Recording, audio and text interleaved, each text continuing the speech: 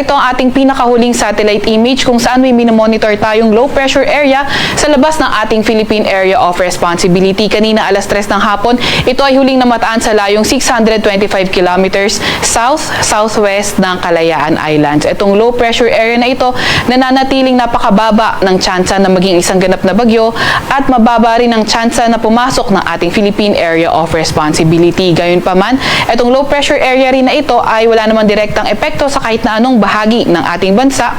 Subalit, yung kanyang trafo extension ay inaasahan natin magdadala ng maulap na papawirin at mga kalat-kalat na pag-ulan, pagkidlat at pagkulog sa lugar ng Palawan, sa may Zamboanga Peninsula, Basilan, Sulu at Tawi-Tawi.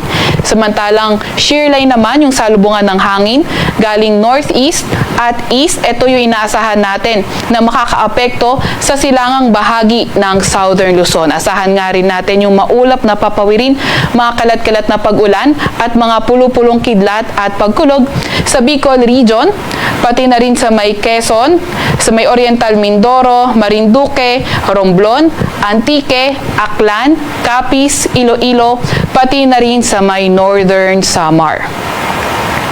Samantalang northeast monsoon naman o amihan yung inaasahan natin nakakaapekto sa nalalabing bahagi ng Luzon at inaasahan rin natin yung maulap na papawirin at mga may hinang pagulan. Yan ay sa lugar ng Cordillera Administrative Region, Cagayan Valley at Aurora.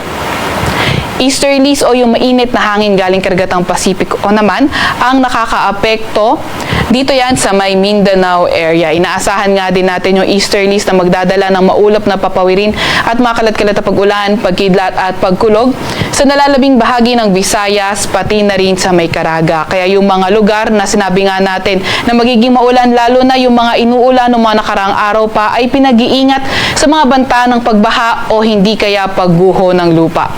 Mas magandang panahon sa nalalabing bahagi ng ating bansa kung saan sa Metro Manila at nalalabing bahagi ng Luzon, partly cloudy to cloudy skies condition ang ating inaasahan at may mga tsansa ng may hinang pag-ulan, at sa nalalabing bahagi ng Mindanao, partly cloudy to cloudy skies condition din naman at may mga tsansa ng mga localized thunderstorms.